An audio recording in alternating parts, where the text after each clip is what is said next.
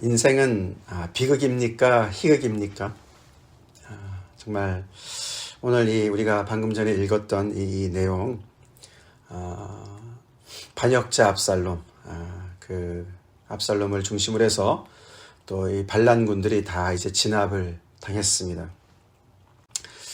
그렇지만 이제 다윗은 그것을 기뻐할 수는 없었습니다.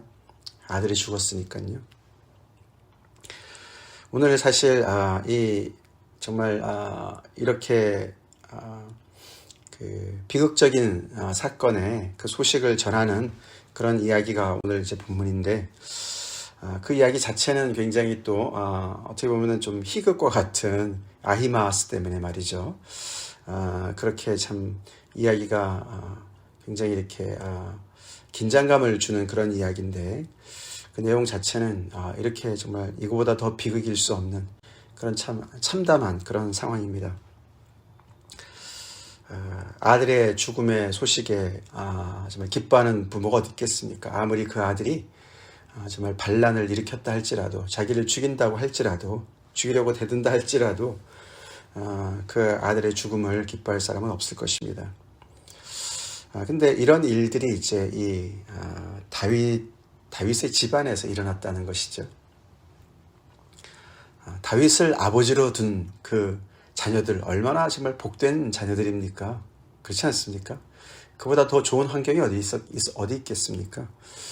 근데 그 다윗의 집에서 이렇게 반역이 일어나고 반란이 일어나고 그리고 그 아들이 또 이렇게 죽어야 되는 그런 상황이 벌어진 것이죠. 그 사이에 참 세월이 많이 지나갔는데 꼭 이렇게 결말을 맺어야 되는 것인가? 참 안타깝기 그지없습니다. 그래서 참 인생은 비극이다. 참 비극이다. 이렇게 얽히고 설킨 이런 그 정말 감정의 골이 결국은 해결되지 못하고 이렇게 죽음으로 끝을 맺는 이런 정말 안타까운 그런 상황을 보게 되는 것이죠. 참 하나님 없으면 인생은 참 비극입니다. 그렇죠? 비극이에요. 해결되지 않는 일들로 가득 차 있습니다. 시편 103편에 시작할 때 읽어드린 대로 인생은 정말 그날이 풀과 같으며 그 영화가 들의 꽃과 같죠. 그리고 바람이 지나가면 없어지는, 그리고 있던 자리도 알지 못하는, 그게 참 인생이 아닌가 그런 생각이 듭니다. 사실 다윗이 오늘 맨 마지막에 33절에 그 이야기를 듣고서는 혼자서 너무너무 가슴이 아파서 이제 올라가서 우는데, 그 가는 길에 내 아들 압살롬아, 그거를 4번이나 반복하죠. 내 아들 압살롬아. 마치 그동안에 거의 10년 이상 그 아들을 외면했던 그 다윗의 그 마음이 이렇게 터져나오는, 한순간에 터져나오는. 그래서 지금까지도 우리가 어제도 봤지만 오늘도 계속 the boy 압살롬, 자기 아들 압살롬이라고 안 부르고 젊은 압살롬, 그 애 압살롬 이렇게 불러요. 계속 그 젊은 압살롬은 잘 있느냐? 그래서 아들이라고 부르지 않는 그 표현이 참 특이하지 않습니까? 어느새 그 압살롬을 아들이라고 부르지 않는, 아니면 못하는 어떤 그런 관계에, 그렇지만 마음속으로는 억제하고 있었던 어떤 그런 그 감정이 폭발하듯이 나타나면서 아들이란 단어를 그냥 이렇게 쏟아내지 않습니까? 내 아들, 내 아들, 내 아들. 죽었다는 소식 이후에 내 아들이라고 외칩니다. 평소에 좀 부르지. 그런 안타까움이 있지 않습니까? 그렇죠?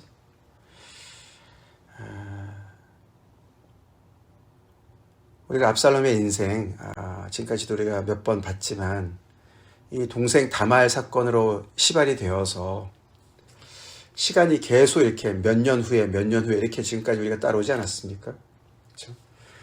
동생 다말이 이렇게 당했는데 2년 동안 아버지가 아무런, 그렇죠, 대처도 안 해주니까 2년 동안 조용히 있다가 그 정말 그 동생을 범한 암논 큰형을 2년 후에 처치합니다. 그렇죠?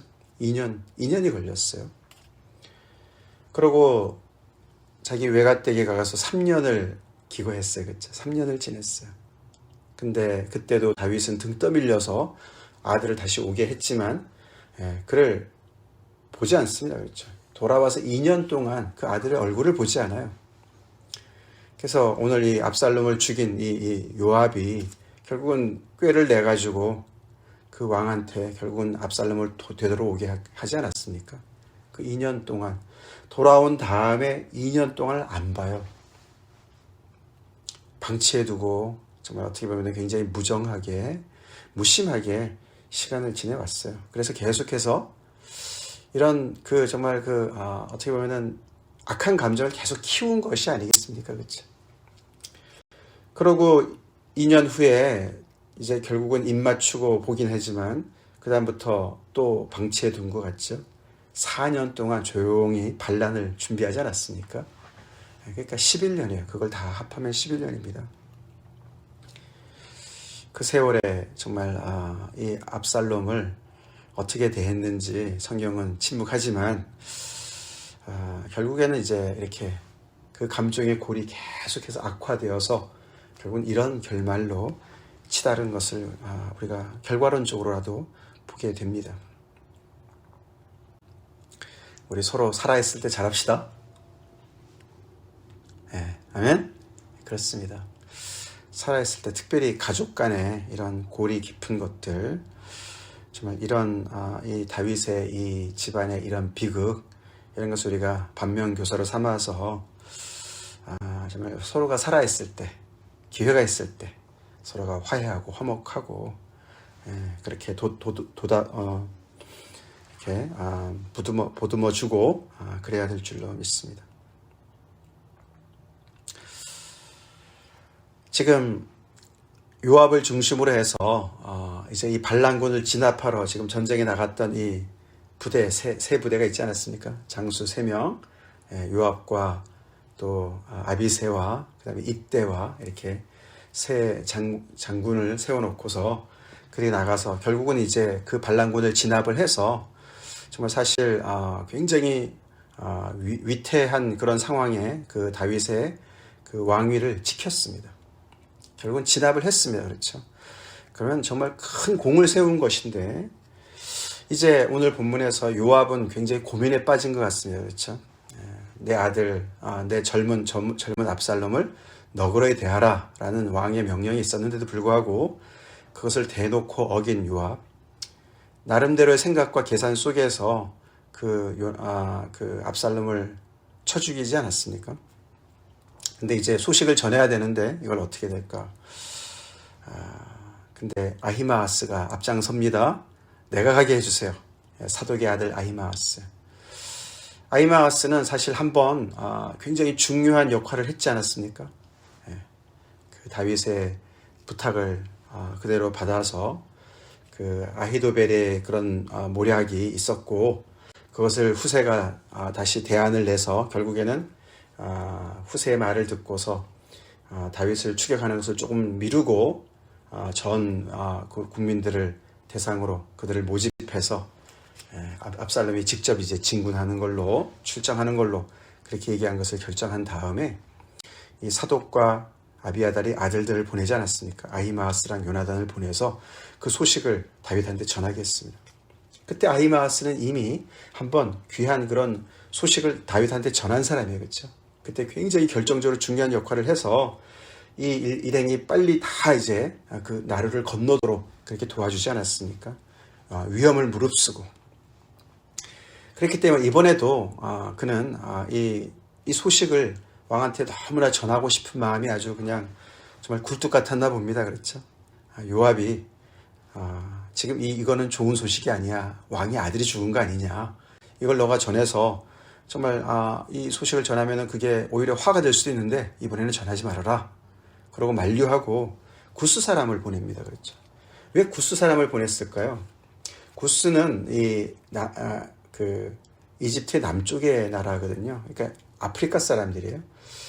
그러니까 뭐 지금도 그렇지만 예전에도 계속 아프리카 사람들은 아마 이 장거리 달리기를 잘했던 것 같아요. 그렇죠? 그래서 이렇게 전령으로 많이 쓰였나 본데 그것도 있겠지만 더 중요한 것은 이 다윗과 이 가까운 사이가 아니지 않습니까? 그렇죠? 외국인이잖아요. 그러니까 이 소식을 그냥 전하도록 한 것이죠. 요압이 머리를 쓰는 겁니다. 그래서 그를 이미 보냈는데도 아히마아스가 정말 때를 씁니다. 나를 보내주세요. 어쨌거나 나는 가고 싶습니다. 그러니까 이 소식으로 너가 상을 받지 못할 것이다. 오히려 해를 받으면 받았지 너가 상을 받지 못한다. 그렇게 만류를 했는데도 한사코 달려가겠다. 그래서 그래 가라고. 아마 요압의 계산에는 이 구스 사람이 먼저 떠났으니까 그래도 그 사람이 먼저 가서 이런 어려운 소식을 전하면 아히마아스가 덜 위험하지 않을까 뭐 이런 생각을 했는지 모르겠어요. 그래도 나름 배려해서 그렇게 보낸 것이죠. 사실 요압은 분명히 알았어요. 그렇죠? 이 소식이 좋은 소식이 아닌 걸 알았어요. 왕이 이걸 들으면은 어떻게 반응할까 굉장히 정말 두렵고 그렇기 때문에 아히마아스를 또 보호하는 거 아니겠습니까? 그런데 왜 죽였나 몰라요. 그렇죠? 요압이 일단 일을 저질러 놓고 보는 사람이죠. 어쩌면은 정말 그런 그 사람의 그런 성품과 연결해 볼 때 이게 지금 아빗의 군대랑 이때 군대랑 자기 부하, 이 휘하에 있는 군대랑 세 그룹이 지금 어떻게 보면 경쟁하는 구도가 아니었습니까? 그렇죠? 그러니까 그 소식을 듣고서 그냥 자기가 먼저 그냥 이렇게 그 일을 해버렸는지 모르겠어요. 하여튼 간에 이렇게 정말 요압이 일단은 자기 방식대로 해결을 해놓고 그것을 지금 뒷수습하느라고 정말 전전긍긍하는 모습을 보게 됐죠.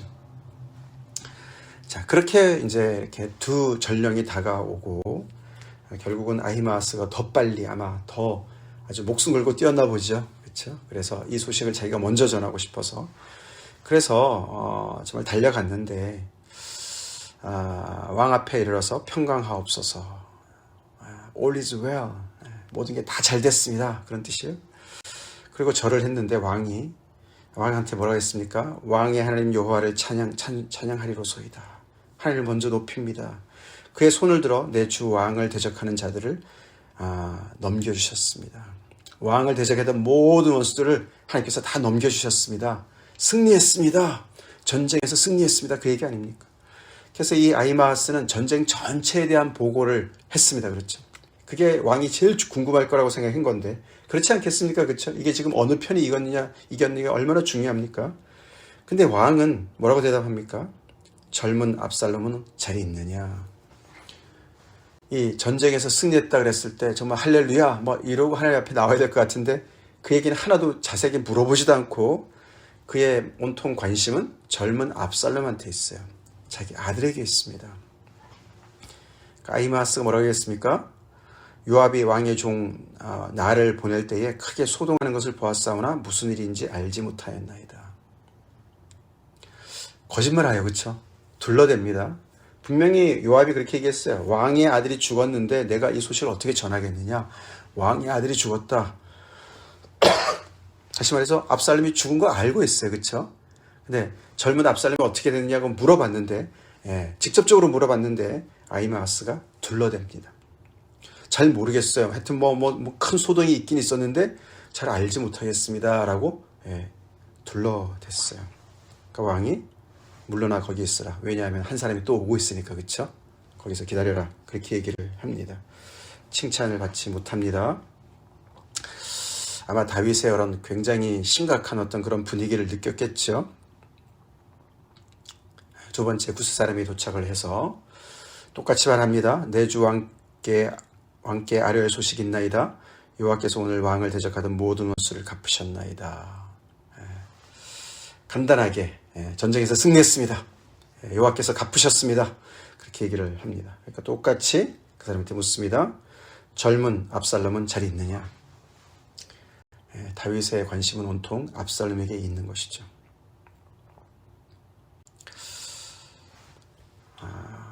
이해는 되지만 왕으로서는 정말 조금 그죠?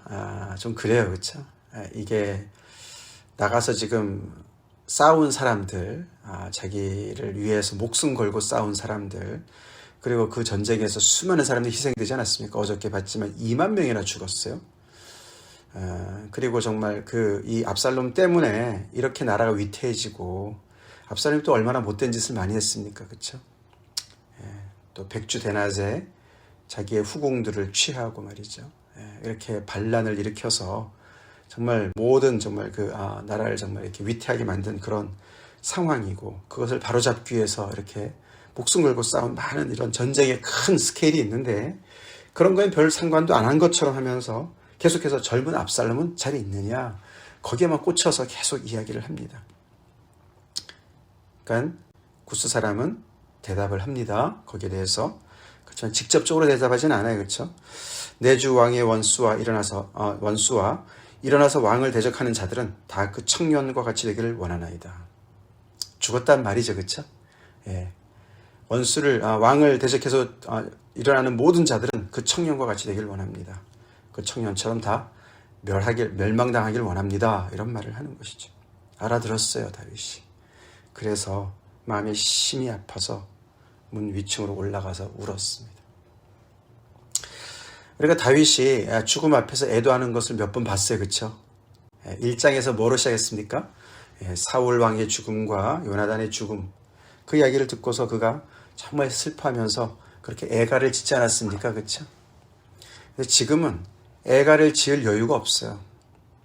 여기서는 다윗이 그 슬픔이 그냥 터져 나오는 거죠. 여과 없이 터져 나와요. 그래서 이렇게 뭘 좀 행색을 갖출 그런 여유가 없는 것이죠. 그러니까 다윗이 정말 이 압살롬을 정말 사랑했던 아버지인 것 같습니다. 그렇죠? 밧세바의 사이에서 태어난 아기도 죽었고, 그때도 슬퍼했습니다. 그 전에 하나님 앞에 기도했습니다. 암논의 죽음도 정말 그가 정말 슬퍼했습니다. 그렇죠? 그렇지만 어떻게 이렇게 압살롬의 이 죽음 앞에 이렇게 더 슬퍼하는 모습을 보여줘요. 그렇죠? 정말 따지고 보면은 이렇게 정말 못된 아들이 없는 건데, 그렇죠? 그 압살롬만 그렇게 정말 편애를 한 것인지 막 이렇게 정말 궁금함이 들 정도로, 의문이 들 정도로 이렇게 슬퍼합니다. 아버지 잘못 만나서 이렇게 죽었네, 이런 생각을 하는 것 같기도 하고 말이죠. 근데 그게 다윗이에요. 다윗. 성군 다윗, 하나님의 마음에 합한 자 다윗, 그 다윗의 아들이라고요. 이게 얼마나 인생은 정말 역설적입니까? 그렇죠? 참 인생은 비극이에요. 하나님 없으면 비극이죠. 이렇게 다윗은 정말 피눈물을 흘리면서 그 뿌린 죄의 그 결과를 거두고 있어요. 단을 거두고 있어요. 참 안타깝습니다. 그러나 이런 사건이, 똑같은 그런 크기로서의 그런 사건이 우리 각자의 가정에 있는 건 아니지만 우리 주변에 꽤 있습니다. 그렇죠? 비슷한 상황들이 꽤 있습니다. 우리 각자의 가정에도 있지 않습니까? 정말 다윗과 같은 그런 믿음의 가정에서도 이런 일들이 벌어질 수도 있고, 그만큼 인간은 참 뭐랄까요, 복잡하고, 그렇죠? 인생이 복잡해요. 다윗이 이렇게 죄를 한번 지음으로 말미암아 그 주변의 사람들이 얼마나 복잡해졌습니까? 그렇죠? 복잡해요. 관계도 복잡하고, 서로의 그런 정말 이해타산도 복잡해지고, 감정의 그런 서로가 얽힌 것도 복잡하고, 도대체 이런 것들이 어떻게 해결이 될까? 죽어야만 해결이 되나? 이런 생각이 들지 않습니까? 그렇죠? 근데 하나님은 이 모든 것을 만물을 새롭게 하신다, 그렇게 말씀하세요. 그렇죠? 정말 하나님의 놀라운 능력이시죠. 능력입니다.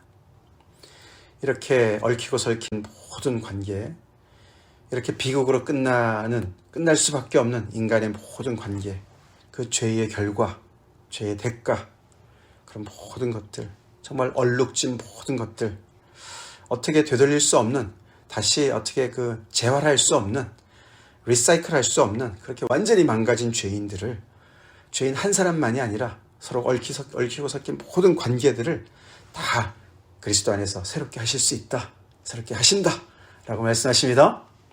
그래서 새하늘과 새 땅을 창조하시고, 정말 모든 눈물을 다 씻기시고, 사망도 없게 하시고, 할렐루야, 아픔도 없게 하시고, 하나님의 능하신 그 능력으로 정말 역사하셔서, 그 위력으로 역사하셔서 모든 것을 다 바로 잡으실 날이 올 것이다 라고 말씀하십니다. 그것이 우리의 소망입니다.